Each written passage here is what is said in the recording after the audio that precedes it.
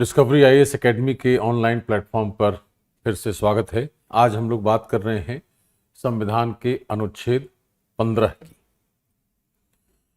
15 संविधान का एक बड़ा प्रावधान है और सबसे महत्वपूर्ण यह है इसमें कि समानता का सिद्धांत जो संविधान में शामिल है वो तो है ही, यह विभेदीकरण के प्रतिषेध, प्रोहिबिशन ऑफ डिस्क्रिमिनेशन को संवैधानिक आधार देता है। इसके साथ साथ इसमें कई नए प्रावधान जोड़े गए संशोधनों के माध्यम से और उनके अपने जो महत्व हैं वो भी गैर विभेदीकरण की नीति को सुदृढ़ता प्रदान करते हैं। तो पहले हम लोग अनुच्छेद 15 पर एक नज़र डालते हैं और उसके बाद फिर उसके अलग अलग आयामों पर चर्चा करते हैं। यहां लिखा है धर्म, मूल वंश, जाति, लिंग या जन्मस्थान के आधार पर विभेद का प्रतिषेध। लिखा है राज्य किसी नागरिक के विरुद्ध, किसी का मतलब सभी, केवल धर्म, मूल वंश, जाति, लिंग, जन्मस्थान या इनमें से किसी के आधार पर कोई विभेद नहीं करेगा। एक प्रावधान तो इसका यह है। दूसरा प्रावधान यह कहता है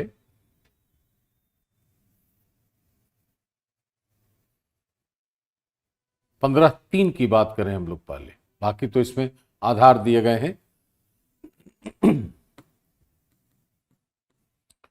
इस अनुच्छेद की कोई बात राज्य को स्त्रियों और बालकों के लिए कोई विशेष उपबंध करने से निवारित नहीं करेगी। मतलब राज्य पर रोक नहीं लगाएगी कि वह महिलाओं और बच्चों के लिए अगर कोई विशेष प्रावधान करना चाहता है तो हम दावा नहीं करेंगे कि राज्य ऐसा क्यों कर रहा है। इसके बाद है इस अनुच्छेद की या अनुच्छेद 29 के खंड 2 की कोई बात राज्य को सामाजिक और शैक्षिक दृष्टि से पिछड़े हुए नागरिकों के किन्हीं वर्गों की उन्नति के लिए या अनुसूचित जातियों और अनुसूचित जनजातियों के लिए कोई विशेष उपबंध करने से निवारित नहीं करेगी। इसमें पिछड़ेपन के आधार का उल्लेख है, सामाजिक और शैक्षिक, सोशली एंड एजुकेशनली बैकवर्ड। यहां ध्यान यह रखना है कि there is no word economically backward, सामाजिक और शैक्षिक दृष्टि से है।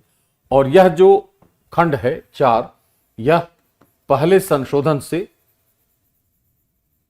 1951 में जोड़ा गया था। खंड 5 यह कह रहा है कि इस अनुच्छेद या अनुच्छेद 19 के खंड 1 के उपखंड 6 की कोई बात राज्य को सामाजिक और शैक्षिक दृष्टि से पिछड़े हुए नागरिकों के किन्हीं वर्गों की उन्नति के लिए या अनुसूचित जातियों या अनुसूचित जनजातियों के लिए विधि द्वारा कोई विशेष उपबंध करने से निवारित नहीं करेगी, जहां तक ऐसे विशेष उपबंध अनुच्छेद 30 के खंड 1 में निर्दिष्ट अल्पसंख्यक शिक्षा संस्थाओं से भिन्न शिक्षा संस्थाओं में, जिनके अंतर्गत प्राइवेट शिक्षा संस्थाएं भी हैं, चाहे वे राज्य से सहायता प्राप्त हों या नहीं, प्रवेश से संबंधित है।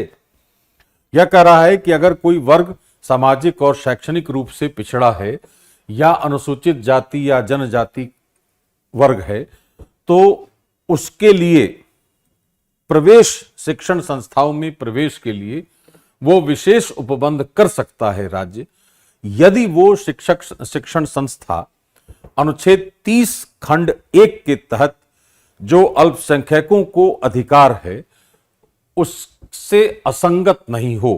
कहने का अर्थ क्या हुआ कि अनुच्छेद 30 खंड 1 में अल्पसंख्यक वर्गों को अपनी रुचि की शिक्षा संस्था स्थापित करने का मूल अधिकार प्राप्त है। तो अगर कोई शिक्षा संस्था अल्पसंख्यक द्वारा स्थापित शिक्षा संस्था नहीं है तो उस शिक्षा संस्था में, चाहे वो प्राइवेट हो, सरकार से सहायता प्राप्त कर रही हो या नहीं कर रही हो, वेदर इट इज एडेड और अनएडेड, तो ऐसी शिक्षा संस्थाओं में सामाजिक और शैक्षिक रूप से पिछड़े वर्गों, अनुसूचित जातियों और जनजातियों के बच्चों के प्रवेश से संबंधित राज्य कोई ना कोई विशेष प्रावधान कर सकता है और उस पर हम फिर दावा नहीं कर सकते कि राज्य ऐसा क्यों कर रहा है। तो यह जो प्रावधान है अनुच्छेद 5 का, यह लाया गया है 93वां संशोधन है 93rd अमेंडमेंट 2005 से। संविधान के 93वें संशोधन अधिनियम 2005 से खंड 5 जोड़ा गया था। खंड 6 यह कह रहा है कि इस अनुच्छेद या अनुच्छेद 19 के खंड 1 के उपखंड 6 या अनुच्छेद 29 के खंड 2 की कोई बात राज्य को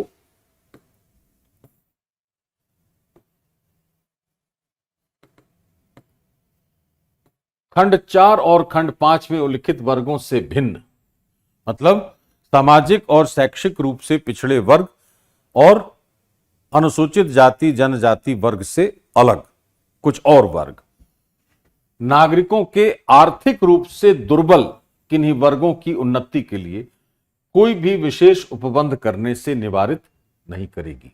इकोनॉमिकली वीकर सेक्शंस, तो एक नया वर्ग हमने जोड़ा है अनुच्छेद 15 खंड 6 जोड़कर, जिसको जो हमने लाया था 103वां संशोधन है 2019 का, 103rd अमेंडमेंट एक्ट 2019। तो 15 के अंदर बहुत सारी बातें एक के बाद एक हमारे सामने आ रही हैं। Let us see that.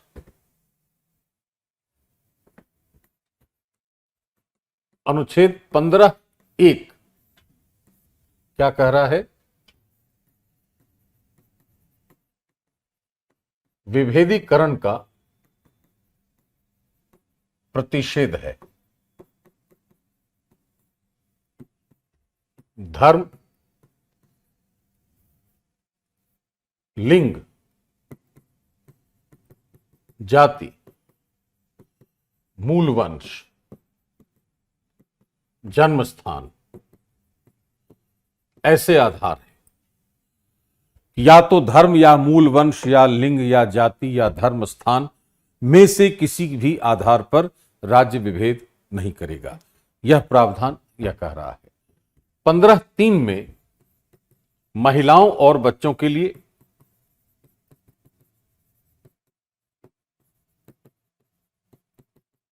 लिए विशेष उपबंध है।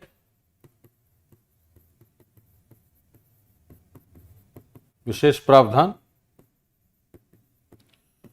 15(4) में पिछड़े वर्गों के लिए,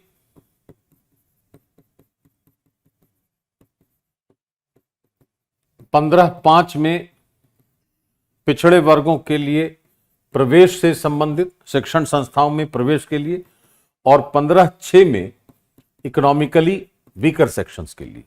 इतने प्रावधान हमने अनुच्छेद 15 में कर रखे हैं जो भारत में समानता सुनिश्चित करने के लिए आवश्यक है। अब इसमें एक बहुत महत्वपूर्ण तथ्य यह आ रहा है कि अगर हम विभेद रोकते हैं तो पहले हमें यह समझना है कि विभेद होता क्या है। What is meant by discrimination?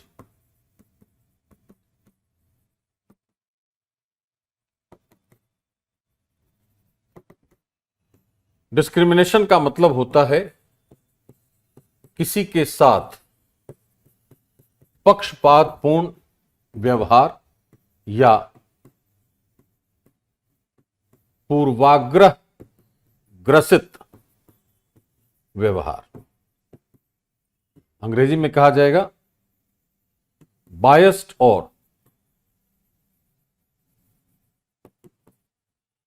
Prejudiced behaviour. किसी भी व्यक्ति के साथ, समूह के साथ, वर्ग के साथ कोई पूर्वाग्रह रखते हुए या पक्षपात करते हुए अगर कोई व्यवहार किया गया है तो उस व्यवहार को हम विभेद का नाम देंगे। तो जैसे कहा कि यह विभेद रोकने वाला प्रावधान है, तो कहा जाएगा कि अनुच्छेद 15 राज्य को यह कहता है कि वह किसी भी व्यक्ति या वर्ग के साथ कोई पक्षपात नहीं करेगा या कोई भी पूर्वाग्रह रखते हुए कार्य नहीं करेगा। So that is what it prevents discrimination by the state on certain grounds. वो ग्राउंड क्या है, वो लिखे हैं। वो क्या है, धर्म, मूल वंश, लिंग, जाति और जन्म स्थान, केवल लिखा है उसमें, केवल इन आधारों पर। तो इसके अलावा अगर कोई आधार होगा तो उससे अगर राज्य ने कुछ ऐसा व्यवहार किया है, विशेष प्रावधान किया है, तो उसको हम विभेद नहीं कहेंगे, यह उसका अर्थ है। लेकिन जैसे हम 15(1) में ये बात पढ़ने के बाद 15(3), 15(4), 15(5) और 15(6) 4 खंडों पर गौर करें तो एक में महिला और बच्चे हैं, दूसरे में पिछड़ा वर्ग है, तीसरे में पिछड़ा वर्ग SC ST है और चौथे में इकोनॉमिकली वीकर सेक्शन है। तो हमने कहीं ना कहीं इनके साथ इनको विशेष रूप से उनके लिए प्रावधान करके एक तरीके से विभेद किया है उनके प्रति। और जो इस समुदाय में नहीं है, जो लोग इस वर्ग में शामिल नहीं है, जिनका उल्लेख 15(3), 4, 5, 6 में है, तो उनके साथ ऐसा विभेद किया गया है, ऐसा माना जा सकता है। लेकिन यह विभेद करने के पीछे तर्क क्या है?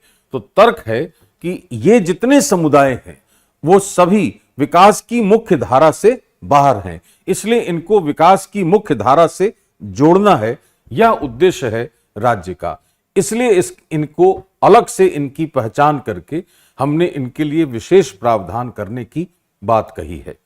इस तरह का जो विभेदीकरण है, जो किसी वर्ग या समुदाय को विकास की मुख्य धारा से जोड़ता है, उस विभेदीकरण को हम संरक्षणात्मक विभेदीकरण कहते हैं, अंग्रेजी में कहते हैं प्रोटेक्टिव डिस्क्रिमिनेशन। तो कहा जाएगा कि अनुच्छेद 15 से संरक्षणात्मक विभेदीकरण की अवधारणा बाहर आती है।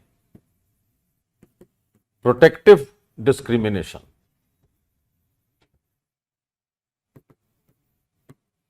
यह आती है अनुच्छेद 15 खंड 4 से और समर्थित है 15(3), 5 और 6 से। और जिस मामले में यह बात कही गई है वह है डॉक्टर रामकृष्ण बनाम भारत संघ,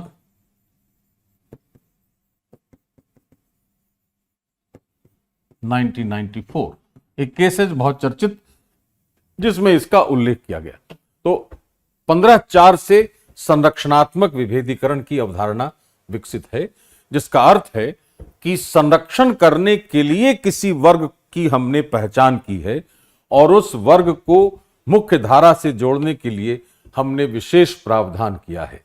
अतः संरक्षणात्मक विभेदीकरण करने वाले प्रावधानों को अनुच्छेद 15(1) पर निर्बंधन कहा जाना चाहिए।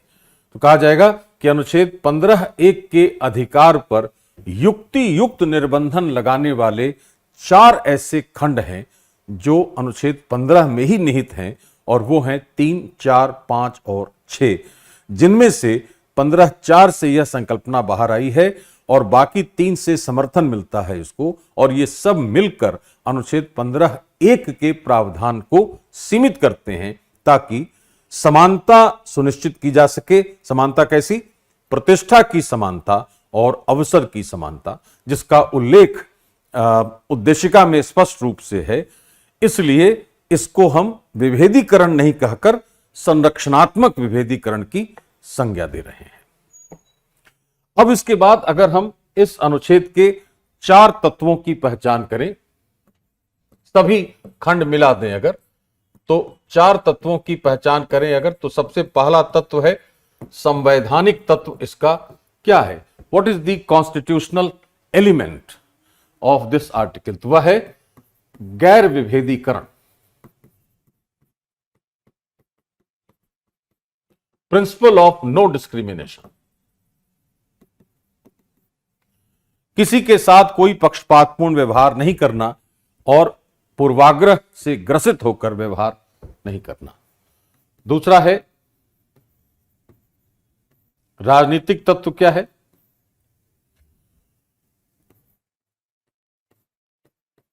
विभिन्न आधारों पर विभेद रोकना और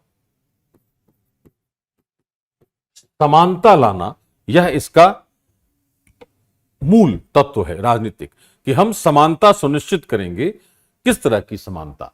प्रतिष्ठा की और अवसर की, ये उल्लिखित है उद्देशिका में, जिसके लिए हमने धर्म, मूल, वंश, जाति, लिंग, जन्म स्थान जैसे आधारों पर विभेद रोका है, और उसके कारण हम पॉलिटिकली हम उसको समानता सुनिश्चित करना चाहते हैं। तो constitutionally it wants to prevent discrimination, politically it wants to establish equality. प्रशासन की दृष्टि से अगर देखें तो संरक्षणात्मक विभेदीकरण इसका मूल तत्व है। प्रोटेक्टिव डिस्क्रिमिनेशन, ताकि किसी को संरक्षण देने के लिए हमने उसके साथ विभेद किया है या किसी और के साथ विभेद किया है। और सामाजिक आर्थिक अगर देखेंगे तत्व इसका, तो वो है विकास की मुख्य धारा में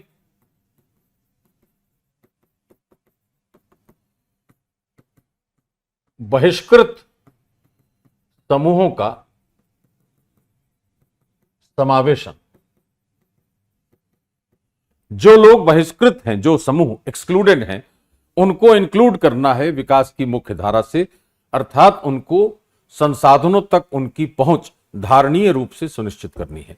यह इसके 4 ऐसे तत्व हैं। इस तरीके से हम 15 की व्याख्या कर सकते हैं। अगले लेक्चर में हम लोग फिर बात करेंगे अनुच्छेद 16 की। धन्यवाद।